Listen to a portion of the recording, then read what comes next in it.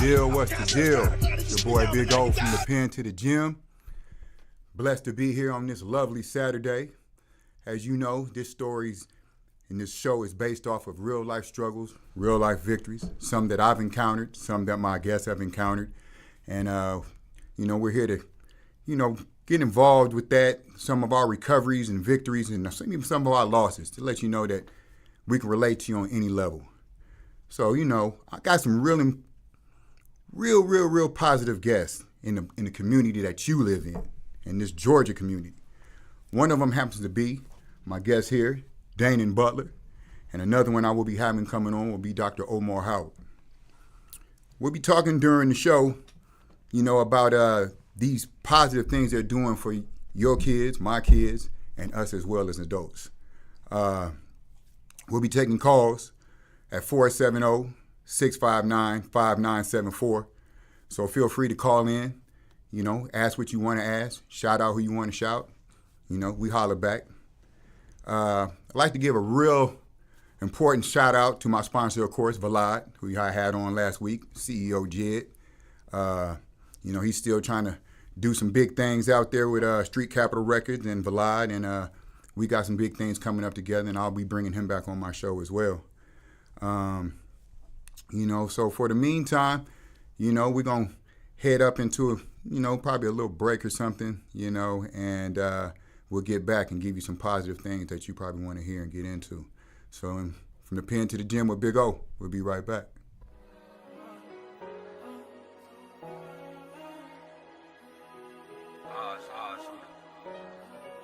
Save your tears, baby. Damn risk, you crazy. We came from poverty. Mama worked 2 jobs just so I could eat. They ain't wanna see us struggle, so I resorted to robbery. Hard time, dad don't wanna rhyme and say he proud of me. My cousins like my brothers, if you play with them, you play with me. Took a bullet to the back, I'm never gonna forget that. Walk down, draw down, whatever I'm with.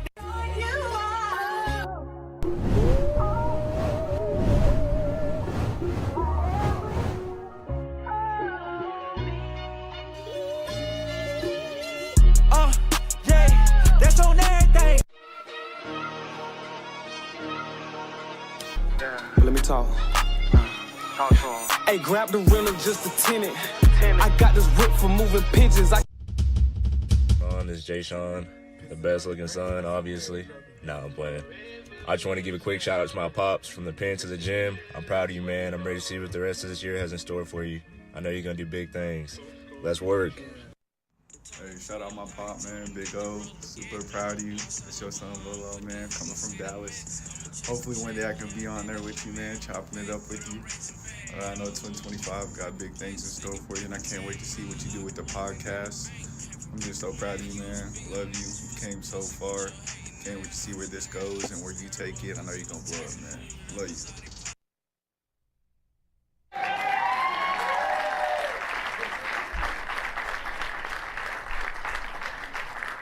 Welcome back to the Pen to the G.Y.M with Big O.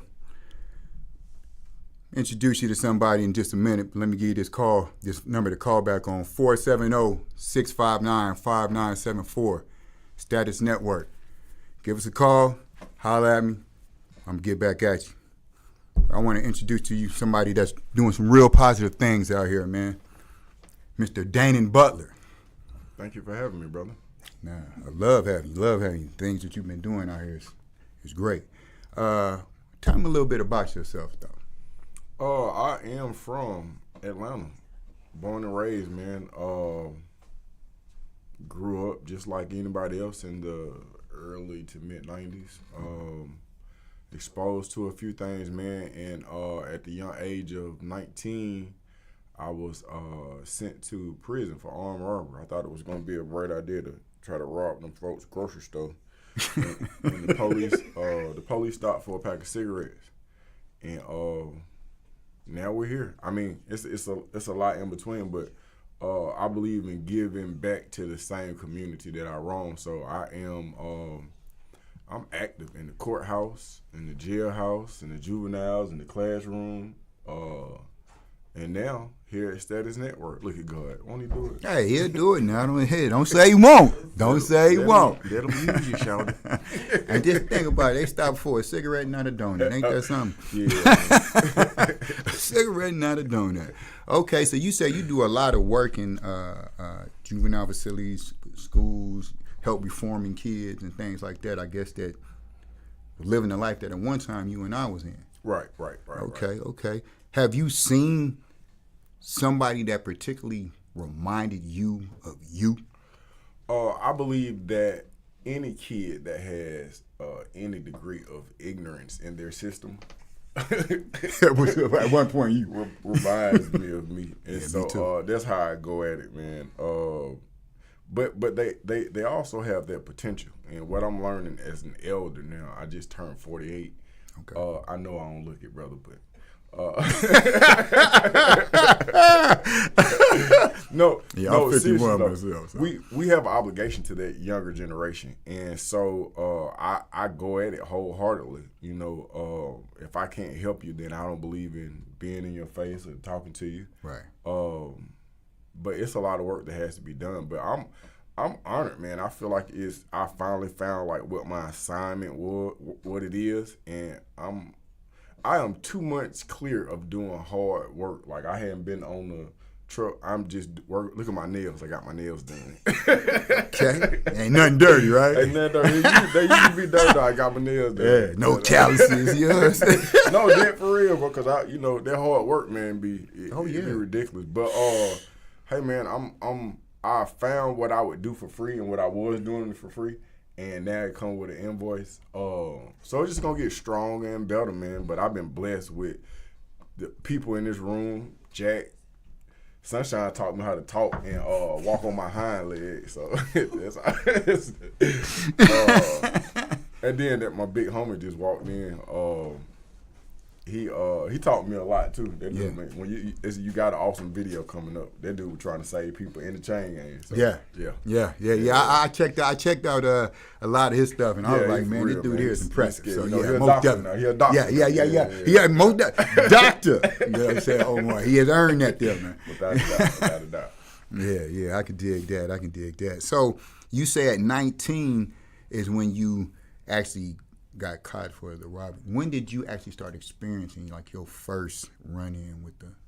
Well, with me, I was not a career criminal. I was just pigeon-toed and a little bit on the unattractive side, man. And, that just kind of led to certain things. But I was affected by gangster music. I was affected by A Different World. I was affected by the movie Malcolm. I was impressionable. And so a lot of times when you don't have true direction, you'll wander off, you'll linger off, not because you're a bad person or you ain't got no.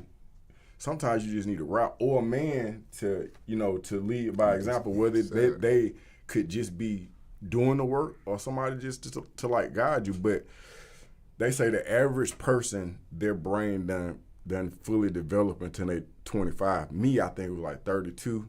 So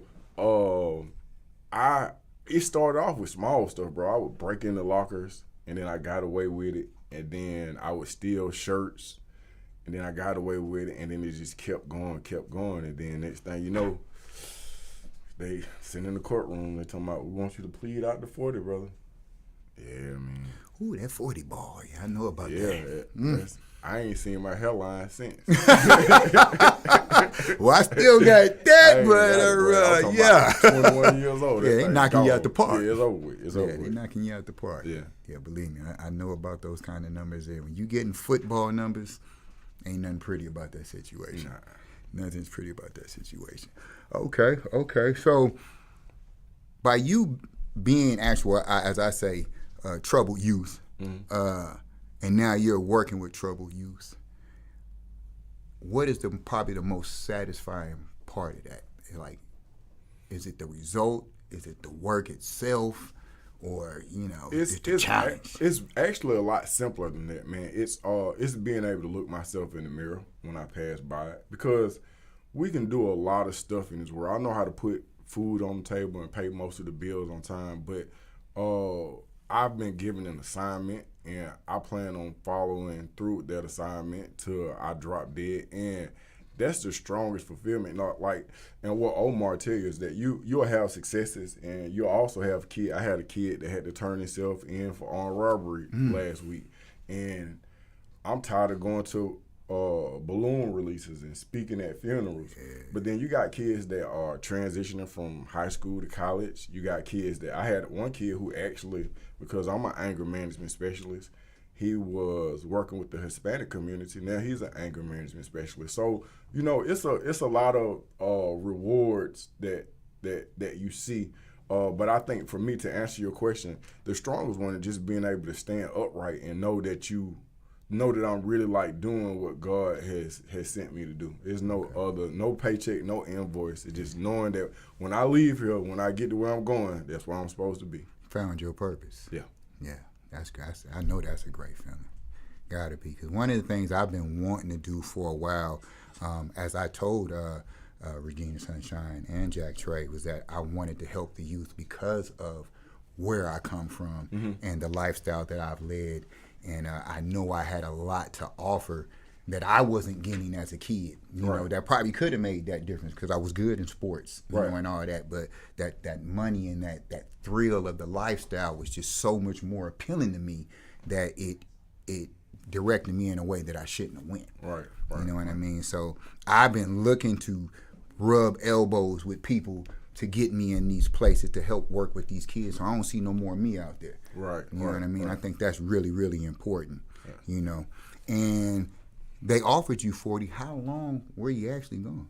I only did 10. Well, there's a mandatory minimum. You said I only did 10. Well, you know, like, because, you know, like, when you go to court, what they try to do is, you know, that they'll give you a whole bunch of time, so then when they come with what they really want to give you, it don't look so bad. It don't look so bad. So for the armed robbery, they for every cash register, they was like, that's an aggravated assault.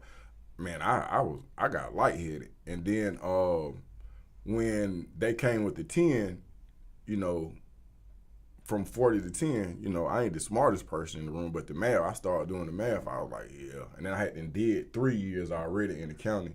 So I was just like, but I did go back and forth with the public defender because he was just like, well, I said, if I take 10, my daughter, my oldest child, who just had the cutest son in the world, my grandson, shouts out to King Salem. I say, my daughter will be 9 years old if I plea out. He said, Mr. Butler, if you do not take these 10 years, then your child will be 29 when you come home. So I was like, well, you know, can I use your pen or do I need to get a pen from the jail? But let's go ahead and finish this paperwork. But yeah, so I ended up doing 10. But one night I thought I was actually about to bond out. They told me to come downstairs. I was in the cab counter on the 6th floor. And I was like, oh man, I'm about to go home. It was like 5 o'clock in the morning. Yeah. Took me downstairs and I was like, yeah, they fingerprint you before you go. That makes sense. Mm-hmm. Gave me some more charges. I was like, man, I was just numb. Boy, numb. Man, that's an ugly feeling. I went through something similar where I beat the state on the pimping charge, and as I thought I was going home like you, they slapped a yellow piece of paper with a star on it that said U.S. Marshal and said you can walk right on over there. And like you, my whole face just went to the bottom of my shoes, you know, and I never saw the streets, you know, for 10 years after that. So that is not a good feeling. And to any of you young kids out there that think, you know, that going to jail is stripes and, you know, doing things to get in there to get your stripes is what it's about. You'll figure it out when you get in there and you're eating beanies and weenies and soups and all that there. Thanks. You know, it's nothing like mama's cooking. That you can believe. So, you know, with that being said, what do you think is some of the real issues with our black youth growing up? Why we are so misled like that, you know, right now? Do you think it's just strictly the music? Is it the... I think the music accounts for some of it, but I think that it's the culture. It's the culture of mass media. It's the culture of the perception of who we are.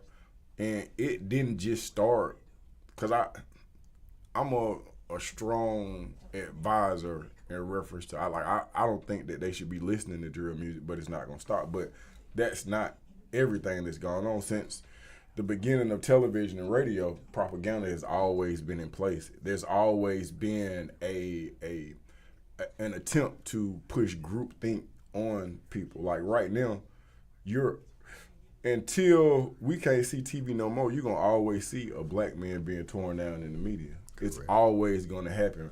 Whether it be, and I'm not gonna say no names, but like right now, you'll either see it on a large scale where somebody's going to federal prison, or you'll see it on a local level where they identify the people who do these crimes. And I promise you, every 10 to 15 minutes, you're gonna catch a black person on the news, whether it be petty or big, but it's just a message that's continually being pushed out. It's like, we want you to care less. We want you to be desensitized. We want you to be numb to us victimizing black people, and it happens all the time. Yes. Then with the movies, I just realized that the United States government has produced, directed, and promoted tons and tons of movies. And I went back and just looked at the list.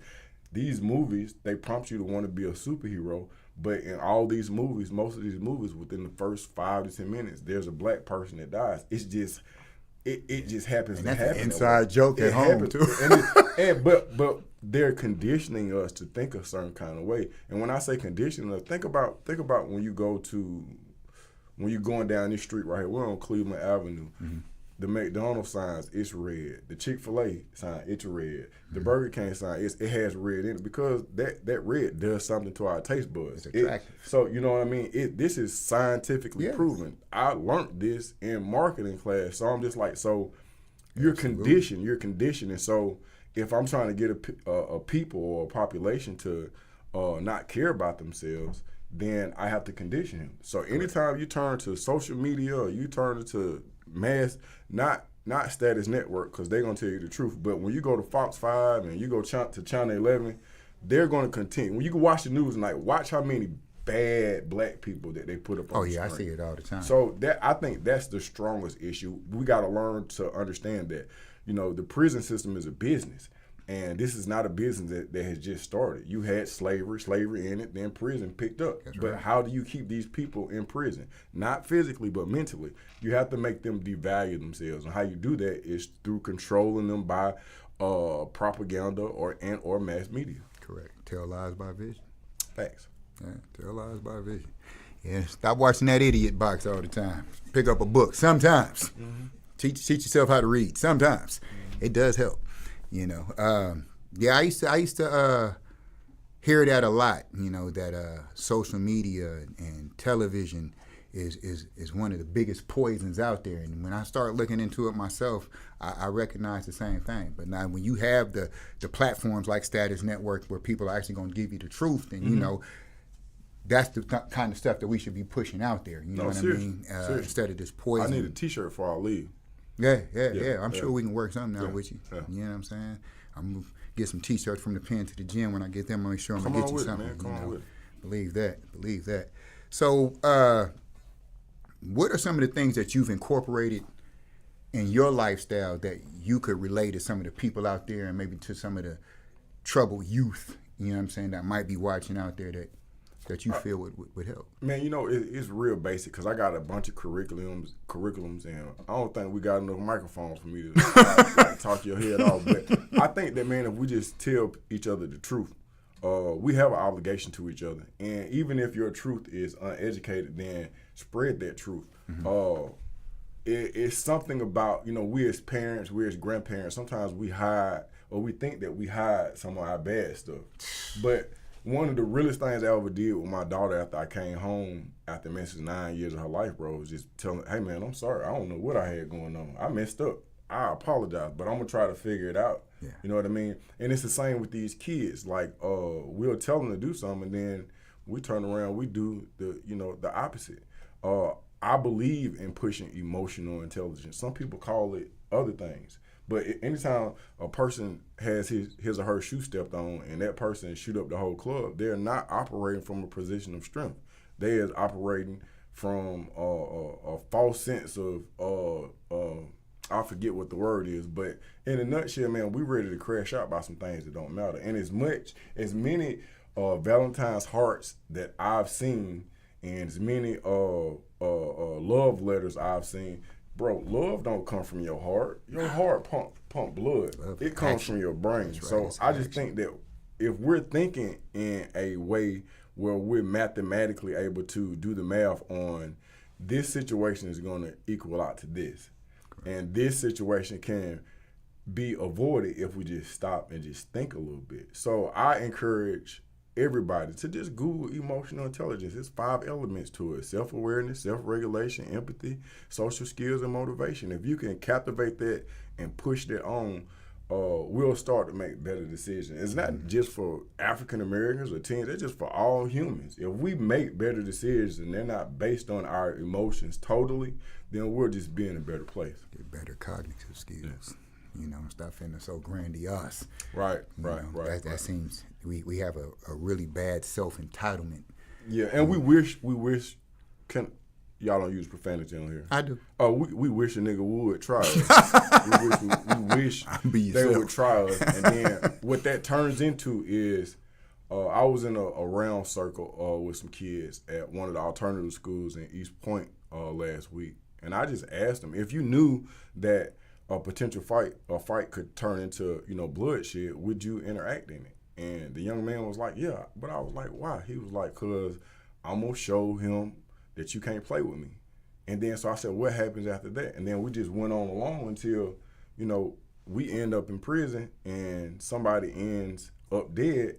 Then does this make sense? Is it making sense? Yeah. So the conversation we had was cute. We was able to take a picture and record it, but I got to tell that young man that 10 times a day in order for it to sink in, because when I asked him what his playlist is and he shows it to me, he is conditioning himself. He's listened to 5 Kill Black People songs before he made it to school that morning. You see what I'm saying? So think about it like this. Think about there's a test that the kids take on Friday. It's a geometry test. From Monday to Friday, he is studying for that test. I mean, he's allocated a specific amount of time to studying for that test. Well, then that's programming. That's uploading data.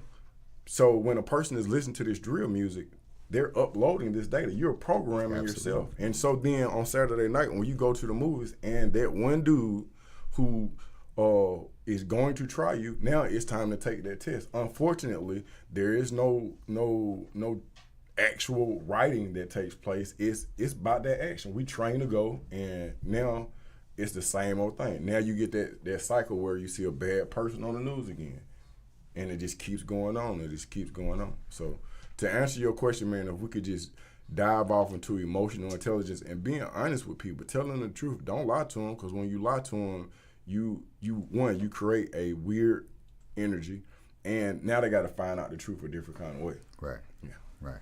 Yeah. I mean, I most definitely agree that the truth is what you should tell. One of my famous sayings that I've come up with is that the truth isn't popular. Most people don't want to hear that. Right, and ugly people don't like mirrors. Yeah, I mean, I've noticed that, but I haven't had that issue. So, I've never had that issue. Like my son said, I am the best looking one. But anyway, hey, you ain't met Omar.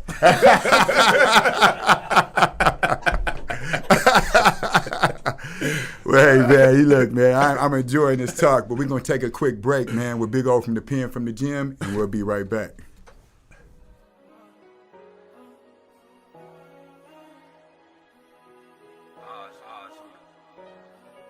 Save your tears, baby. Damn risky crazy. We came from poverty. Mama worked 2 jobs just so I could eat. They ain't wanna see us struggle, so I resorted to robbery. Hard time, dad don't wanna rhyme and say he proud of me. My cousins like my brothers, if you play with them, you play with me. Took a bullet to the back, I'm never gonna forget that. Walk down, draw down, whatever, I'm with that.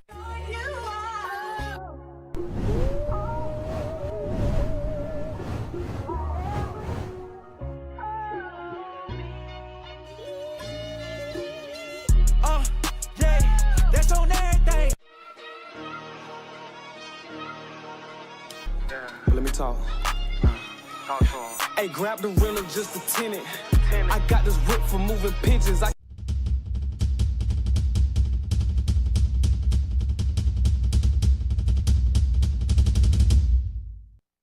is Jay Sean, the best looking son, obviously. Nah, I'm playing.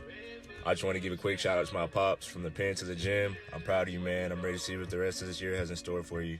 I know you're gonna do big things. Let's work. Yo, what's up? It's CEO Jay checking in. Vlog Clothing Owner, man. I want to give a big shout out to my boy, Big O, from the Pen to the G.Y.M. Shout out on your new show, bro. We're going to turn up, man. Look forward to the partnership. Let's keep this thing going. 20-25 hour year. Let's do it. Salute. Welcome back. Welcome back. Welcome back. It's your boy Big O from the Pen to the G.Y.M. I got somebody else special here I think you guys would really, really like to hear from.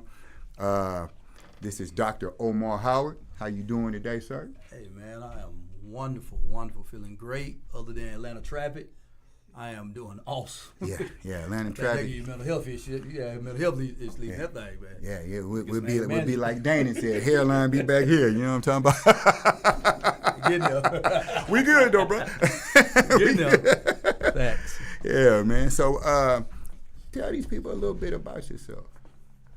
For those that don't know me, I'm originally out of Alabama, but I grew up here. Okay. I grew up here since I was like 9 years old.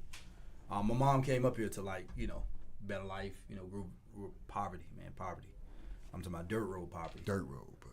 Rats and roaches poverty. Okay. Lived in there like they were family. Okay. So that type of poverty, right? We all big family. And I always tell people, like, in this journey, like, I seen more violence in my family than I did in the streets growing up before I started entertaining a lot of life. And my mom wanted to get away from that. At some point, family came up here too, and things just went a different way. But besides all that, I still had like a dream to like do something with my life. Okay.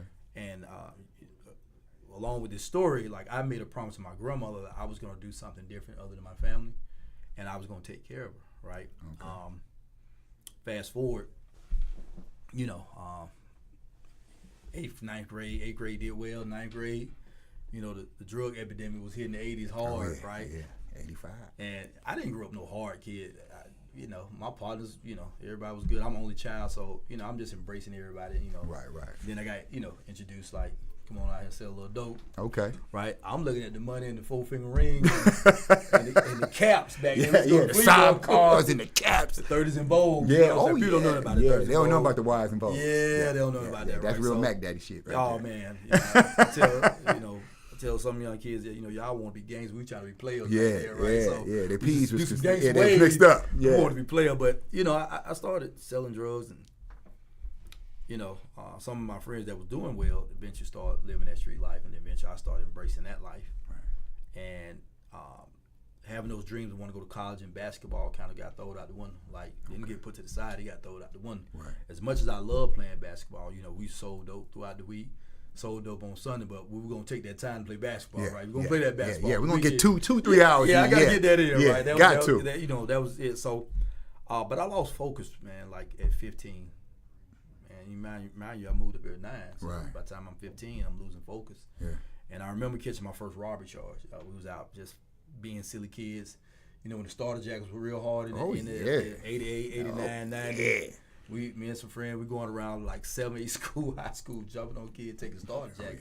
That was common. Yeah, man, we caught a robbery charge. First charge of the car. I just talked about this story the other day. I'm telling kids, man, we was in the back of the car, man, and we was saying F the police all the way to the police station.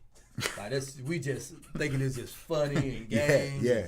At the time, like the hardest thing ever. Oh yeah, man, we cussed the police all the way down. And I remember getting in that place, sitting that thing like this, and I said, man, you doing this because I'm black, man. Try to throw the black card. He said, man, you just robbed somebody look like you. And man, I tell you, my whole body just shifted. Like I felt so stupid, right? But it still was a game to me. Got back out, stayed out of trouble about a month. Started getting back in trouble. Then, one thing led to another, selling drugs, breaking the car, breaking the houses, robbing, armed robbery. Things just start escalating. Yeah, things start escalating. It's a cycle. Like I said, being an only child, you start embracing relationship with any and everybody that embraces you as as a little brother, because people always seem drawn to me like they want to be big brother. Right.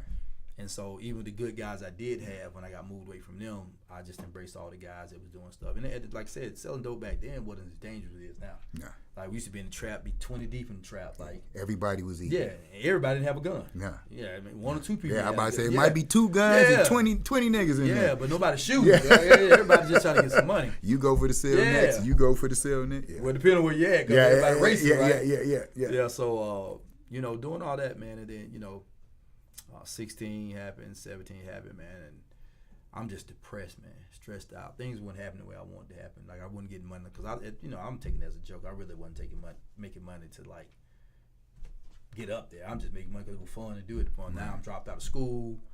I'm just living this, I don't know. I don't even know what life you call it, man. I'm just unfocused. Yeah. It's thugging. Thugging out, man. I wasn't even no thug, but I started thugging, I started embracing that lifestyle, right? We wouldn't even call, actually, man, we didn't even like people call us thugs back then. It was crazy. Yeah. I remember somebody called me thug, and I got like mad. Offended. Yeah. I was offended. Like, what? Because that was disrespectful. Remember, if your mama told you then, you acting like a thug, it was really like offensive. Demeaning. Yeah, it was so demeaning back then. I remember this girl I used to like, she's working at McDonald's, and she called me a thug. And I was like, why you call me a thug, man? Like, I ain't no thug, right? So it was weird, right? So I'm 16, man, 17, man, and I'm at a place now in my life, man. I'm just getting in a lot of trouble. The second charge I caught, man, was a terrorist. Third charge, I had to fight the police. Gun charge after that, man, just in and out of trouble. Now I'm finding myself hanging around like very dangerous armed robbers. Like, I don't even know how that connected. Like, I'm just, and I'm getting around these guys, and just one thing leading to another, man. And met my son's mom, and she's pregnant, have a baby, she's pregnant again. Like I got another girl supposed to be pregnant. Like, I'm just so depressed, man. Feel like you're drowning. Yeah, man. And what hit me hard was like something dawned on me after my son was born, though, man. Like, I wanted to do something different. Okay. I was like, I gotta get out this life, man. Like, I'm going down the same path that I went down, not having a father figure. And I don't want to be like this, man. Right. And I never get 17, man. I went back to school. And I got a job at McDonald's on Ebony Mill Road. I never forget, man. I thought I had got a job at Microsoft. Man, I was so happy. Paycheck, though. You knew it was because you was counting already. I'm happy, man. Like, I'm so excited. I'm like, man, I'm going to school, and for the first time in like years, my teacher like, man, something going on. Even Omar doing good this year. Like, 'cause I stayed in trouble. Like, I was always in trouble, right? And mischief, and then disrespect for security, just disrespect the teachers. Even to a point, I tell kids sometimes, I had a teacher told me, oh, you smart. Oh, won't you just if you come to class, I'll pass you. I couldn't even come to class. That's how crazy this thing was. So anyway, I 17, I'm depressed. And, having a child, I got a job. And, back then you had to put 2 weeks in the hole, then you wait 2 weeks to get paid. Oh, yeah. Month passed, no money. No Infamil. Can't buy Infamil, can't get diapers. This 92. Real then. I'm going back depressed and getting back stressed out. Yeah. Now I'm starting, just bad behavior, bad choices. Now I'm being very disrespectful to my mom. Now I'm being abusive to my son's mom. Like, I'm 17 and I'm beating my baby mama up, like, just stupid stuff, man. Like, and I'm not saying I actually started that, like, they were whooping me first. Yeah. I just finished it off. Right. And didn't stop, right? But now I'm just to a point, like, you say anything wrong, I'm whooping up. You know what I'm saying? Like, just ignorant. You just a walking time bomb. Yeah, man, and didn't know what I was gonna do, man. It was just, I was just in a dark place in my life, very low place. And I dropped back out of school, man. Got back in them streets, man. Worst decision I ever made, man. 1993 hit. I found myself in DeKalb County charged with 13 major felonies, man. Murder, felony, murder, 3 counts on robbery, 3 counts of false imprisonment, 3 counts of aggravated assault, burglary, mechanical assault weapon. Right, 18 years old, man. I would tell kids, man, you can only imagine what was on my mind at that time. You charged with all the major felons and that you can have in the state of Georgia. But I was stuck between two worlds. I got locked up, I was lost, but I got locked up and I was like, I don't want to live like this for the rest of my life, man. Right. Because I didn't know what was going to happen. Right. But something in me knew that I didn't want to live the rest of my life in and out of prison. Yeah. This environment of just being incarcerated and confined just didn't go well with me from the first day I was locked up. I was like, now I had been locked up several times before, but this here, I knew like something Something was completely different. This here, and I'll never forget, this story always dawned on me. I remember walking down the hallway, and a guy says, "Hey, young man, what you doing locked up?" I couldn't see who it was. He was just yelling, "Man, what you doing locked up?" Ooh, "Hey, young man." I'm looking around. "Yeah, you." He said, "Man, what the hell you doing locked up? Man, you supposed to be in school somewhere, man." And man, I'm telling you, when you talking about hit me, man, like, you know, you can't cry in there, right? You know what I'm saying? You got to get up on the cover and cry, man. But that thing hit me so hard, man. I was like, man, what am I doing, man? Yeah. So anyway, long story short, man, I you know, started going to church, man. And, you know, I did what everybody else do, man. I'm running to God for help. And, you know, I'm trying to really play God too, man. Like, I want to do right, but at the same time, like, God, you know, you get me out of this situation, man. I ain't doing this no more. Right. But over here with the partners, I'm like, shoot, man, I catch somebody slipping, boy, I'm going to put that thing on. Yeah. Playing the game. Right. So God had something for me. Defense. Now, twist of my story is I wasn't that person that actually killed nobody. I was just there when it happened. Okay. But I'm the only one locked up. Yeah, long story. So pick up the book. Get the book. Get the book, right? The Omar Howard story. I mean, I forgot to put the book up there, but the Omar Howard story, you know, get the book, fella, you know, ladies, get the book. But man, I tell you, man, I got saved, and I already knew that something had to change in my life, man. The first offer they offered was a life sentence. The first thing they came up was that offer. Yeah, they want to give you life sentence, man. Like, they really want you, like, write life sentence and write statements. They would do all types of stuff like so. And I'm like, no, I'm telling my mom, I'm like, no, you need to, you know, these ain't your friends. You better tell them like that. I'm like, no, mom, they gonna tell you my partner. Yeah, like, you know, back then it wasn't worse than it is now. Like, you know, people just didn't mess with you. But, you know, I still was like, no, you know, because I remember lawyer telling me, like, no, you know, don't get these folks, you know, they gonna jam you up like that. So anyway, man, like, a lot of people turned on me, man. A lot of people turned on me. And it was okay, man. At the time of my life, I was hurt because these were people I consider family and friends. But I had to go down the line to understand some things. But anyway, long story short, they ended up giving me 18 years sentence for all those charges. And so I had to accept those 18 years, man. And I never forget writing that paper on, you know, I'm looking at that judge, looking back at my mom, looking at that paperwork, looking back at my son, looking at that judge. Omar Howard, take these 18 years. And I never forget, man, you know, if you're from Georgia, you know, they were telling you, like, you know, as soon as you get the time when you start hearing about prison, then you just trying to survive through the county, right? Because we, in old annex, you know, you didn't want to go to the Thunderdome. Like, if you do in the DeKalb County, you didn't want to go to no Thunderdome.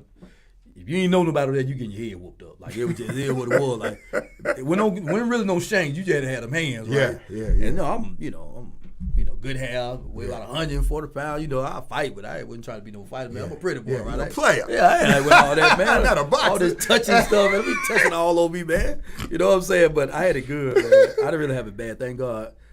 Getting into the streets, you get to meet a lot of people, so you get to kind of breeze through some things, man. But anyway, I remember they started talking about prisons, talking about rapes and all that. I'm like, man, what is all this? Look, all this 18-year sentence, man. It's 93. Then they started telling me about Alto, and I was like, Alto? Man, I don't want to go to Alto, right? They down there, they want something down there. I ain't got nothing to give, right? So, I mean, they knocked on that door that night, man. It's December 8th, 1993, and I was like, listen to the thing. They're like, oh, my house, pack it up. Because, you know, you wait on certain nights. Sunday night, going into Monday morning. Monday night, going to Tuesday. And Wednesday night, going Thursday. You know them days are transfer days. Yes, sir. You get that knock on the door. They said, oh, my house, pack it up. Yeah, wrap it up. So this how they got me, right? They said, oh, my house. I said, where I'm going? They said, you going to Lee Harrendale State Prison? I was like, oh, yes, man. Boy, I ain't going to Alto. Right. And my partner said, boy, that is Alto. That's the real name, Lee Harrendale. Man, I like passed out on the bed. I'm like, no, man, I don't want to go to that place. Because all I'm hearing about, boy, you nice looking, boy, they coming at you. Right? So I was like, I don't want none of that there, right? So it's funny, man. Like, you know, you make it through there, then you go down to this place, man, and you know, all I can remember is those horror stories, but then, you know, they putting you up on that wall, butt naked, spraying you down with this light spray. Guy lined up there like they on duty. Yeah. You know, they working there, but they on duty. They paying attention. Right. They up there like you on the auction. Right. Right. You on the auction plate, right? So they looking at everything, right? I'm like, man, I don't like this here. This ain't no good feeling, man. So anyway, man, I get down there, man, and I thank God, man, for His grace, man, because I always tell people, you ain't never that hard, man. God could easily lift His hand up off you, man. You could have a bad life down there. God is the biggest G. Yeah, man. He's the big homie. G. Yeah, he's the big homie. Biggest G. Yeah. So Fast story, so I won't prolong this, man. I ended up doing 8.5 years down at Alto, man, and I really didn't have it bad. I embraced my faith, man. And the more I began to embrace my faith, man, the more doors began to open up for me, man. The more guys start recognizing my lifestyle and embracing it, man, and you know, locking into it, man. And you know, I was able to help a lot of guys reshape some way of thinking, man. I became a beacon of hope, man, for a lot of my brothers, man. You know, and so I met Dainhen, man, when we was all young, you know, waved up, you know, everybody had waves back then, and a long time ago. Yeah, man. Then I ended up going to Alburst. Yeah, a long time ago, right? I had real curly hair back then. So I ended up going down, man. Then they transferred me to a medium security camp, which is called Alburst, down in Forsyth, which is about 45 minutes from Atlanta, man. And I did 2.5 years there, man. And real quickly, man, they ended up moving me to the Atlanta Transit Center on Ponce de Leon, man. They told me I was gonna never make it there because all the charges I had, and I ended up making that, man. And gave you some hope. Yeah, December 9th, I got transferred there. And while I was there, man, that's when my life of going out and speaking and stuff really started opening up, because I started, they started letting me go out before I even got out of prison. They had me going up down the state of Georgia speaking in schools, churches, prisons. Like, it was crazy. I didn't see God doing all that, man. Right. And so everything that I was doing in prison transitioned when I got out December 10th. But when I got out with a lot of challenges. And that's a whole nother thing if y'all want to read the book. They had me going through a whole bunch of obstacles. But since I've been out, before I got out, I knew that I wanted to do something different in my life, and I wanted to have impact in the community. You know, that's what I prayed about. That's what I stood on while I was in prison. That's what I stood on since the day I left out of December 10th. I got out December 10th, 2007. December 4th, I got a phone call and they asked me, man, would you like to go back inside the prison as a chaplain? And I remind you, I'm still on parole. Oh, I didn't even think that was going to happen, right? Yeah, I know that was possible. Yeah, like this Atlanta Transit Center, the same place I just paroled out 2 years before. And so I go up there, talk to the superintendent. He said, man, this is the best thing I've heard. Man called up to the front, brought the keys around to me. Now, mind you, man, I'm on parole. Gave me a set of keys. And January 1st, 2010, man, I became the head chaplain of the Atlanta Transit Center, which was unheard of. They'd never done that before while I was still on parole. And since then, I'm part-time now, but since then, man, God has just been ready to open up a lot of doors from, you know, I told y'all the charges I got. 2018, I received a full pardon. 2019, Department of Correction hired me on full-time as an employee. So now I'm getting benefits. I'm going trainings and everything. 21st, I got an honorary doctorate and just a lot of accolades, man. But it's because I made the decision to change my life. Correct. Right. When I seen all those young guys, I had to believe. You had to believe. Had to believe, had to embrace it, and had to do what I need to do. Correct. And so it followed me since I've been out here. And since then, man, I just been doing what I need to do in the community. I started my own program in 2011 called Freedom is a Choice. That's geared toward encouraging youth to choose freedom. Yeah, I was watching the video that Regina sent to me. Yeah. I noticed it has Dr. Omar House. Yeah, that's the honorary doctor I got. So I used to embrace it a lot, man. I was just grateful for the accolades that you get, man. People recognize what you do. That's right. And so I got an honorary doctorate in humanitarian. So I was grateful. Yeah, I'm grateful for it. That somebody was paying attention to what you do. Even though I try to stay humble in what I do, it's always a pleasure that people recognize you. And, like I said, I probably got 17, 18 awards, different awards from different areas, from the U.S. Attorney's Office to, different things, just doing different things, community. So it's been a great opportunity for that, man. But everybody know my passion is I love to serve my community. Trying to help these young men and women find different place find purpose in their life, change the direction of the way they thinking, man, and start, so they can be productive young men and women out here in our community, man. As I'm listening to everything, Butler was saying, and with everything that we're doing, we have to change the norm. It's become too normal. The narrative has to change. Yeah, it has to change. It's become too normal to do wrong. It's too, and I'm a person in my life that I believe, even this Butler saying, like, yeah, it is a business, but we also have to take personal responsibility and personal accountability in the choices that we make. That's why I always say called freedom is a choice. You have to make real life choices and real decisions. You know what I'm saying? That's going to happen. Yeah. You can't play around with this thing, man. So we can blame a lot of people when we're going to start taking accountability for what we do. Yeah, I mean, it's true. Environment will help create and form music, but at the end of the day, I have to turn on that radio. I have to go pick up the gun, whatever it is, that final choice is mine. And sure. so you're right. If we will not take accountability, we have to stop putting the blame on everybody else too. And I believe in educating. Now, I take my young adults around, and I educate. I love. There is blacks excellent out here, man. There are black African American men who are doing absolutely awesome. Great. And we should let that thing shine. But then there's a lot of us, man, that are making some bad decisions, and we have to encourage to do different. You know what I'm saying? Because it's tough being a young African American man in society right now. No you doubt. have to work twice as hard, right?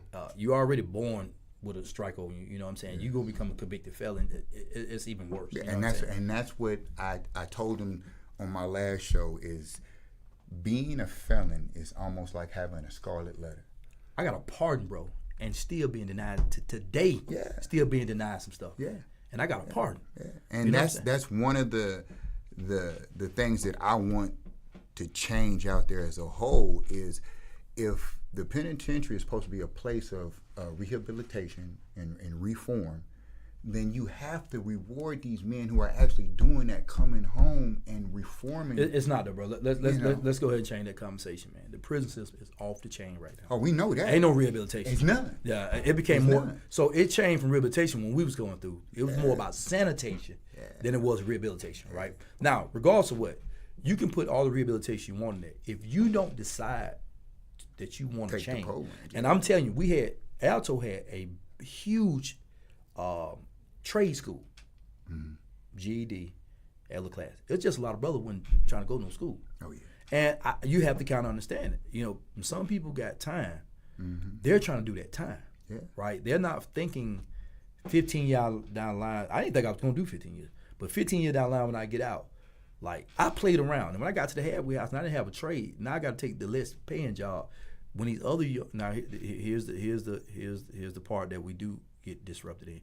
You go to prison back then, you're going to get put in several places. The kitchen, yard call, laundry, stuff like that. Most of the white guys got put on electric, mechanic, maintenance. Unicorn. It's just what it was, right? Landscaping. The stuff that you can learn trades. Trades It took and almost. where you can get access to certain Yes. things. Now, we didn't see it as, we didn't want to be out there though. We wanted to well, gamble. right. We wanted to chase the women. We trying to get on yard. Like, it's just things we didn't do. We wanted to gamble. Yes. Culture, things are different, right? Correct. So even with all the trades, I didn't realize how important it was till I got to the halfway house. I'm like, whoa, I'm slipping. You know, man, I should have been getting them trades, right? And because I was in trade school. Correct. But I was trying to particularly chase, I'm just transparent. I was trying to be around the females. Because I don't like being around men. So I'm trying to be around the female officers. I'm trying to be on the yard call, right? I'm trying to be out there doing stuff. So even when you give these guys opportunity, we have to encourage our young brothers, man, to embrace these opportunities, man, so you can do something different with your life. Because you're going to get out one day, unless you have life without parole. And this is what I've been sharing lately for our young brothers and sisters. Stop playing around these streets, man. Lately, I've been watching these folks give people life without parole. Mm-hmm. They are setting mean examples on our people. Oh, no doubt. And I tell white guys too. Listen, if you poor, you no different than us. And then not drug to cut you addict? off, how they're fooling the population too, as if they're locking up whites the same as they are blacks. They are labeling Hispanics white on their tags, it's crazy, so their numbers go up. Yeah. So don't be fooled like they're out there still in the suburbs locking people up and doing that too. No, it's crazy, man. And I think we just have to change the norm. We got to change the narrative, man. And there's a lot of organizations that are out here doing great work. We need our local government. We need our government to start pouring money to the people who's really on the ground with their boots on, tied up, who's out here fighting to make a difference and have an impact. They're changing how you file for these grants. These grants are almost ridiculous to win because they give $50,000 and got 10 people trying to win $50,000. So you become competitive, like we back in the dope game. You become competitive trying to win $50,000 in order to give you $100 to come out and speak to our kids, right, or to run a program. You know what I'm saying? When it takes a lot more money, correct, you know what I'm saying, to do things. So that's a lot have changed. And we got millionaires that's in our community. We got a lot of people in our community. It got to be a little bit more than turkey drives. Yeah. Yeah, you know gotta what I'm be saying? more than Book turkey bag drive and little Caesar give outs. And all Yeah, that yeah, and kind that's of cool. stuff. Yeah. I'm all about me. I mean, I give out little Caesars, you know what I'm saying? But I'm taking money that's donated to me, Right. and I want to now give back to the juveniles in prison. So now I go around United States speaking in prisons, federal prison, state prison. I'm doing a lot of different things, but we have people in our community that can do a lot more. And I pray, and you can do whatever you want, man. We can't make you do anything. I just pray that they see No doubt. the impact that they'll have if they pour a little bit more into our community. You know what I'm saying? No doubt. Well, man, I really appreciate you and Dainhen coming on this show, man, and doing what you guys have done as far as informing the community and myself about things. But we're gonna end up going into a break real quick. This is Big O from the Pen to the Gym, and we'll be right back. Hey, what's happening, good people? Just want to give a shout out to my big dog, Ozilla. It's my boy, big homeboy. Love one, always checking up on us, keeping it real, looking out for the kids, and the stand-up kind of dude and the stand-up kind of dad.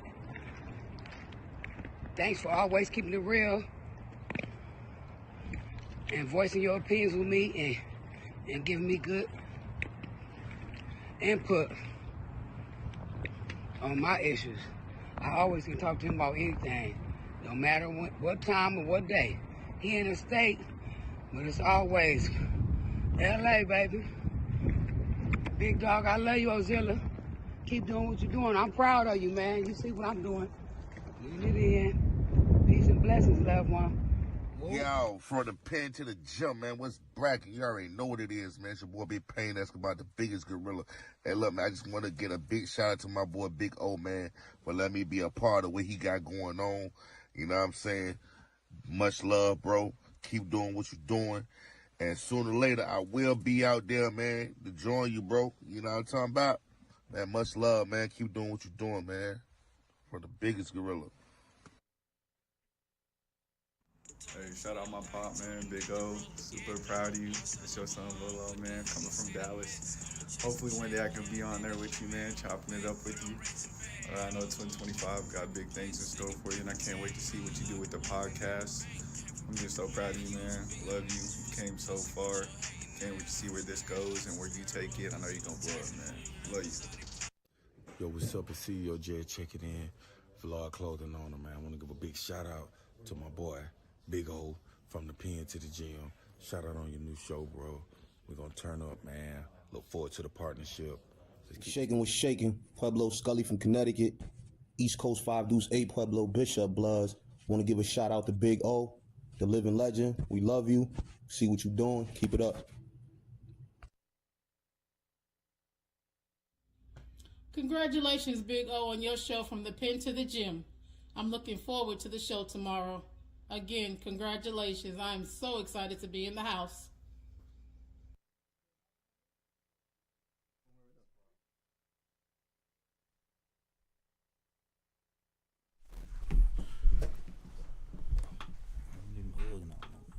Oh, yeah, Welcome back. It's Big O from the Pen to the Gym.